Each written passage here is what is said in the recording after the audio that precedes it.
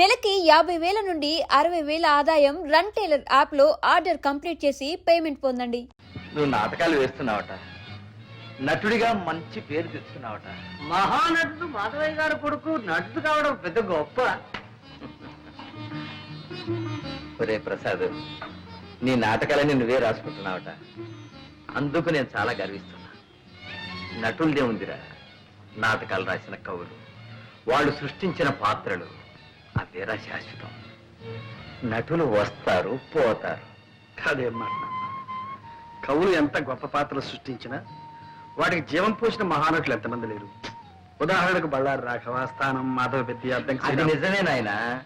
ఆ పాత్రలకు అమరత్వం కల్పించి శాశ్వతం చేసి ఆ నటులు కాలగర్భంలో కలిసిపోయారు.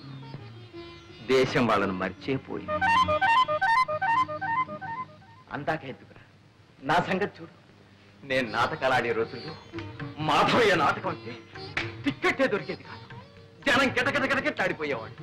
మాట మాటకు చప్పట్లు, పద్యం పద్యానికి వంశమోర్లు, అడుగడుగున హర్షాతిరే కాదు. ఎన్ని సన్మానాలు, ఎన్ని బిరుదులు, ఎన్ని బహుమతులు రా.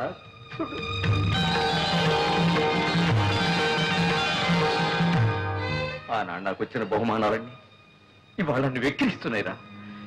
ఇవాళ నేను ఎవరికి కావాలి, ఎవరికి గుర్తున్నాను? తలిచేవాళ్ళు ఎవరు, పలకరించేవాళ్ళు ఎవరు? ఆనాటి ఆ వైభవాన్ని ఈనాటి ఈ స్థితిని తలుచుకుంటే నాలో నాకొక భంగి నవ్వు. అంతేరా నటుడి బ్రతుకంటే అంతే. కాళిదాసు, షేక్స్పియరు, వేద వెంకటరాయ శాస్త్రి, ధర్మవరం రామకృష్ణమాచార్యులు, తిరుపతి వెంకట కవులు, గురజాడ లాంటి ఇంకెందరో మహాకవులు చచ్చిపోయినా సజీవంగా ఉన్నారు, ఉంటారు కూడా నాయన. అందుకే నువ్వు రచయిత అయ్యావంటే నేను అంతగా గర్వించాను నాయన. ఒరే, ఒక్కసారి నాటకం చూడాలనుందో. నాన్న, మీరు నా నాటకం చూడడం నా అదృష్టం నాన్న. ఈసారి నాటకం ఇచ్చినప్పుడు నేను తప్పకుండా తీసుకెళ్తాను. అలాగే. అంతవరకు ఎందుకు? మీ ఆరోగ్యం కూడా బాగాలేదు. మీరు వెంటనే నాతో రండి. అక్కడ మీరు ట్రీట్మెంట్ కూడా చేయించుకుంటుంటండి. పట్నంలో ప్రాణం పోసే డాక్టర్లు ఉన్నారా ఏమిటో? అదేం అక్కర్లేదు కానీ నీ నాటకం ఉన్నప్పుడు చెప్పు, తప్పకుండా వస్తా. అలాగే. అప్పుడే వాడిని వీటెవరు గోపాలరావు కూడా చూసి రావచ్చు. గోపాలరావు మా బాల్య స్నేహితుడురా. ఆ మధ్యన నిన్ను ఒకసారి పంపించమని చూడాలనుందని కూడా ఉత్తరం రాశాడు. నాన్న, దేనికి? వాడు ఎప్పుడో ఏదో కష్టాల్లో ఉంటే నేను కొంచెం సాయం చేశాను. దాంతో వాడికి అదృష్టం పట్టిందని, కోటీశ్వరుని అయ్యారని వాడికి ఒక పెద్ద నమ్మకం. పాపం మన డబ్బు మాత్రం వడ్డీతో సహా అప్పుడే ఇచ్చేశాడు. కానీ కృతజ్ఞత మిగిలిపోయిందిరా వాళ్ళు. అంటాడు, రే మాధవయ్య, నీ కొడుకు నా కూతురు ఇచ్చి పెళ్లి చేయాలరా, అప్పుడు కానీ నీ రుణం తీర్చిన విముక్తి కలగదురా అంటాడు. పెళ్లి కూడా ఎందుకు? రే, ఆ పిల్లని చేసుకోవాలని నీకేమీ నిర్బంధం లేదు. వెళ్ళి చూసిరావు సరే. అయితే అక్కడ చిన్నబాబు పెళ్ళ రెడీగా ఉందన్నమాట. ఏడ్చావులేరా, అక్కడ కాబట్టి ఇంకో చోట రెడీగా ఉండదా ఏమిటి? సరే, ఇక్కడ వంట రెడీ, భోజనానికి సిద్ధం అయితే వడ్డించడానికి రెండు రెడీ, నాన్నగారికి రొట్టి పాలు రెడీ. మరి ఇప్పుడు రెడీ లేనిది ఏమిటి? ఒకటే ఒకటి ఏమిటి? నాకంటూ ఒక పిల్ల, ఒక ఆడది.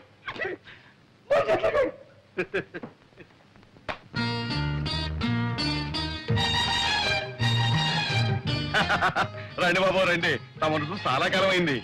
చిన్నమ్మగారిని పిలవమంటారా? చిన్నమ్మ గారు వద్దు కానీ మీ అయ్యగారు గోపాలరావు గారు ఉన్నారా? ఉన్నారు బాబు. ఇది తీసుకెళ్ళి ఆయనకి ఏడు బాబు, మొన్న ఏమో చిన్నమ్మగారికి ఇవ్వమన్నారు, ఇప్పుడు పెద్దయ్య గారికి ఇవ్వమంటున్నారు, రేపు పెద్దమ్మ గారికి కూడా ఇవ్వమంటారేంటి? చిచి, నీ అధిక ప్రసంగం నువ్వు తీసుకెళ్ళు. బాబు, మరి మన మర్యాద మర్యాద బాగా అలవాటు పడిపోయావు. ఏ చేయమంటారు బాబు? బాబు, మీరు వరండాలో కూకండి, నేను అయ్యగారితో చెప్పేస్తాను.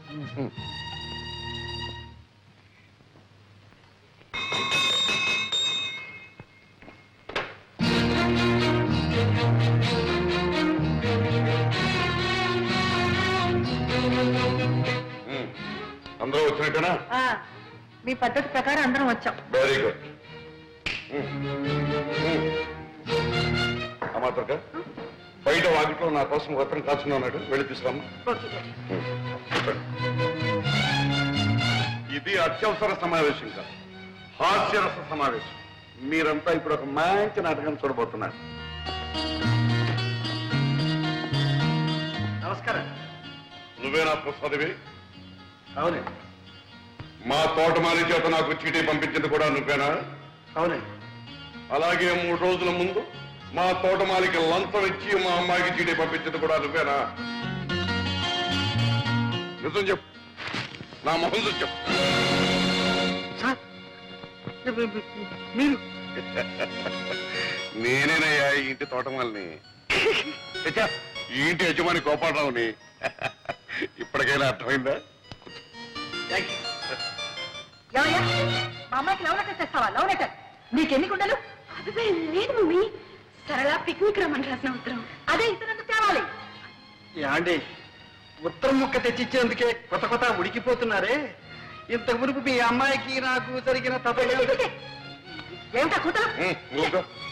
బాబు ప్రసాద్, అసలు ఏం జరిగిందో చెప్పు, ధైర్యంగా చెప్పు. మీ డొక్కు కారు దిక్కు మొక్కు లేని చోట దెయ్యాలు తిరిగే చోట ఆగిపోతే మీ ముద్దుల కూతురు ఏడు ముఖం పెట్టుకుని వర్షంలో తడిసి ముద్దయి గడగడగడ ఒడికిపోతుంటే అయ్యో పాపని నా సైకిల్ మీద తీసుకొచ్చి ఇక్కడ దింపారు. నాన్నగారు, ఇంతకన్నా పెద్ద చరిత్ర ఉందండి ఈ ప్రసాద్కి. ఈయన గొప్ప స్టేజ్ ఆర్టిస్ట్, నవ్వుల నట సామ్రాట్, హాస్యరస చక్రవర్తి అనే బిరుదులు కూడా ఉన్నాయండి. అవును మావయ్య గారు, నేను ఈయన నాటకం చూశాను. అత్తయ్య గారు, మీరు ఒకసారి ఈయన నాటకం చూశారంటే రోజుకు 3 సార్లు నవ్వుకుంటారు. అబ్బాయి, నువ్వు ఆర్టిస్టు గనక నిన్ను క్షమిస్తున్నా. ఇప్పుడు చెప్పు, నన్ను చూడాలని ఎందుకు వచ్చావు? మా నాన్నగారు మిమ్మల్ని ఒకసారి చూడమంటే వచ్చా. ఎవరు మీ నాన్న? రంగమార్తాడు మాధవయ్య గారు. మాధవి కొడుకు అభినవ దుర్యోధనుడని, అప్పుడు హరిశ్చంద్రుడని, ఒకప్పుడు ఆంధ్ర నాటక రంగాన్ని వృతులగించిన మా మాధవయ్య కొడుకు. ఏమండి మీరు మాటలు చెప్పడం చూస్తే మీరు ఎప్పుడైనా నాటకాల్లో వేశారా?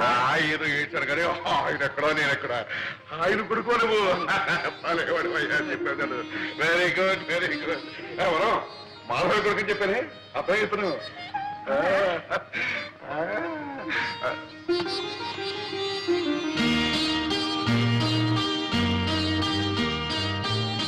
చూడబ్బాయి, ఒకప్పుడు నేనే అన్నాను, ఒరే మాధవ, నా కూతురు నీ కోడలు చేస్తాను రాని. ఆ విషయం లభించు. ఇప్పుడు నువ్వు మా అమ్మాయిని ప్రేమిస్తున్నాను అంటున్నావు, బాగానే ఉంది. కానీ ఒక విషయం, మా అమ్మాయిని గురించి నీకు ఏం తెలుసు, ఎంత తెలుసు? ఈ రోజు దాకా తెలిసింది మీ అమ్మాయి కాలేజీలో చదువుతుందని, కారులో వస్తుందని, కాస్త గేర మనిషిని. ఇప్పుడు కొత్తగా తెలిసింది ఆ అమ్మాయి మీ కూతురని. కరెక్ట్, అంతే కదా. అంచనిస్తూడం కంటే ఆదనిస్తూడం మంచిదన్నారు గనక మా అమ్మాయిని గురించి నీకు చెప్పవలసినంత చెప్పిస్తున్నాను. అది పుట్టినప్పటి నుంచి మాకు బాగా కలిసి వచ్చిందనే ఉద్దేశంతో కొంచెం గారాబగా పెంచాం. అందుకని దానికి తలకు మించిన గర్వం, గర్వానికి మించిన మొండితనం, మొండితనాన్ని తలదనే మూర్ఖత్వం. మనిషి దుడుకు మాట కట్టు గాని పాపం మనసు వెన్నపోసలాంటిది. ఆవేశంలో డబడబా మాట్లాడేస్తుంది గాని తర్వాత బాధపడుతుంది. నిజం చెప్తున్నాను, నాకు మా అమ్మాయి ఎంత ముఖ్యమో నువ్వు కూడా అంతే ముఖ్యం. రేపు నువ్వు బాధపడకూడదు. అందుకని 2 రోజులు టైం తీసుకుని బాగా ఆలోచించుకుని చెప్పు. చేసుకుంటానంటే సంతోషం, చేసుకోకపోతే బాధ లేదు. అర్థమైంది కదా? అర్థమైంది. వెళ్తా. అబ్బా, వెళ్తాననుకున్నాయ్యా, వెళ్ళొస్తాను అనాలి. నువ్వు తప్పకుండా రావాలయ్యా. ఇదిగా ఈసారి వచ్చినప్పుడు మాత్రం లంచం.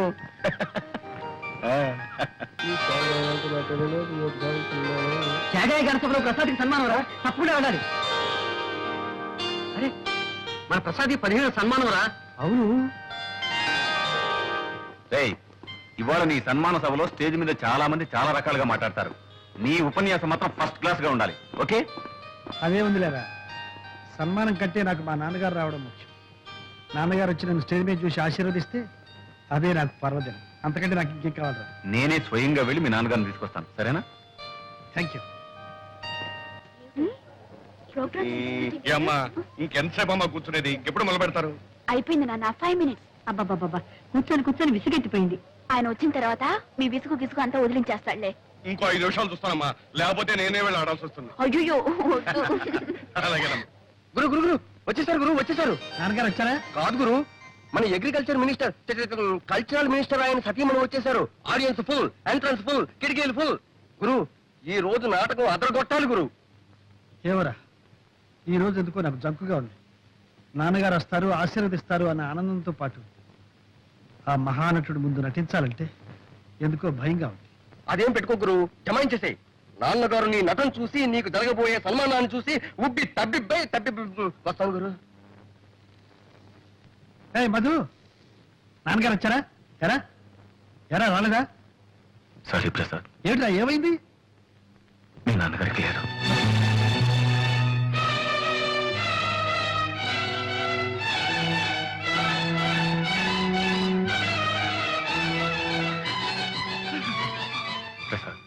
ప్రోగ్రామ్ క్యాన్సిల్ చేద్దాం.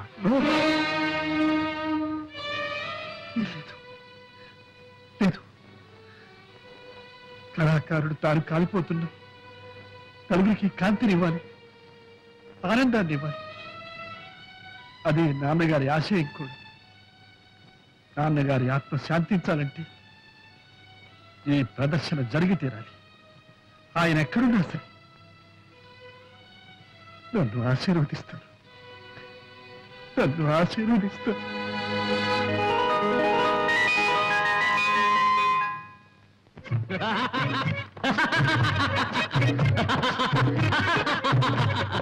నవ్వండి నవ్వండి, మనసు నిండుగా నవ్వండి, గలగల గలగల కిలకిల కిలకిల నవ్వండి, కల్లా కపటం లేని నవ్వులు నవ్వండి. ఏ నవ్వరే? నవ్వలేరు. నేను చెప్పిన నవ్వు నవ్వలేరు. కానీ మీరందరూ రోజు నవ్వుతూనే ఉంటారు. అవి ఎలాంటి నవ్వులో చెప్పనా? 5 ఏళ్లకొకసారి జనానికి చేతులు నోడ్చి నవ్వే నవ్వు. ఇదే నవ్వు, ఈ ఎలక్షన్ నవ్వు. గడ్డ ఎక్కిన మరుక్షణాన్ని అదే జనాన్ని చూసి చూడక నవ్వే నవ్వు.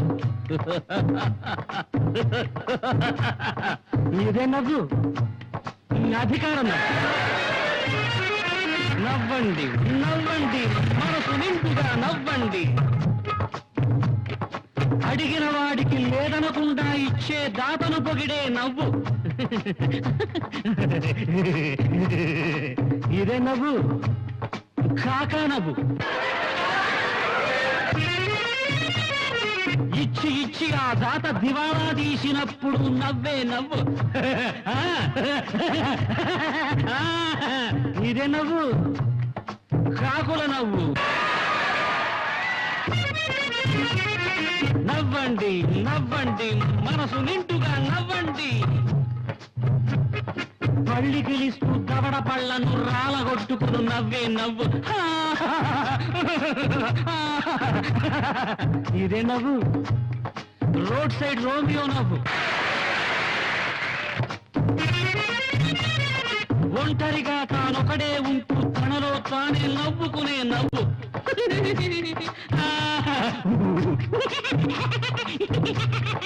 ఇదే నవ్వు, పిచ్చి నవ్వు.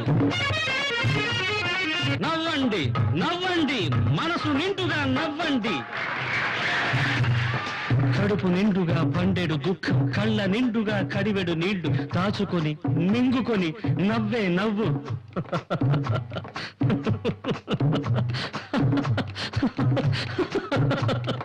పాడె మీద తండ్రి అక్కడ, పాడుతున్న కొడుకు ఇక్కడ, ఏడ్చే వాళ్లే లేరు అక్కడ, ఏడ్చే వీలే లేదు ఇక్కడ.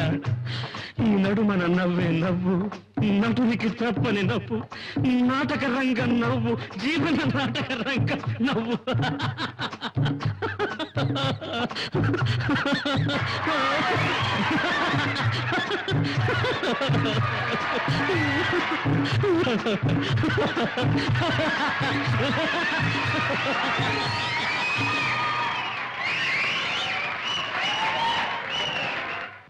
ప్రేక్షక మహాశీలకు ఒక విషాద వార్త. తన నవ్వుల జల్లులతో గిలిగింతలు పెట్టి మనం నిర్రూతలోగించిన ప్రసాద్ గారిని దుఃఖ సాగరంలో ముంచి వాళ్ళ నాన్నగారు స్వర్గస్థులయ్యారు. ఈనాడు నాటకం మొదలు పెట్టక ముందే తెలిసింది వార్త. అయినా దుఃఖాన్నంతా తనలోనే దిగమింగి మనకు వినోదాన్నిచ్చాడా మహానటుడు. ఈ పరిస్థితుల్లో ప్రసాద్ గారికి చేయదలుచుకున్న సన్మానాన్ని, బిరుదు ప్రదానాన్ని వాయిదా వేసి వారికి మన హృదయపూర్వక సంతాపాన్ని తెలియజేసుకుంటున్నాం. వారి నాన్నగారి ఆత్మకు శాంతి కలుగుగాక. ఏమిటి నువ్వు చేస్తున్న పని? దేశం ఆయన ఎప్పుడూ మర్చిపోయి, ఆయన ఇప్పుడు వెళ్ళిపోయారు. ఆయన చివరి రోజుల్లో ఇవన్నీ ఆయన్ను వెక్కిరించాయి. ఇంకా ఉంది, నన్ను కూడా హేళన చేశాయి.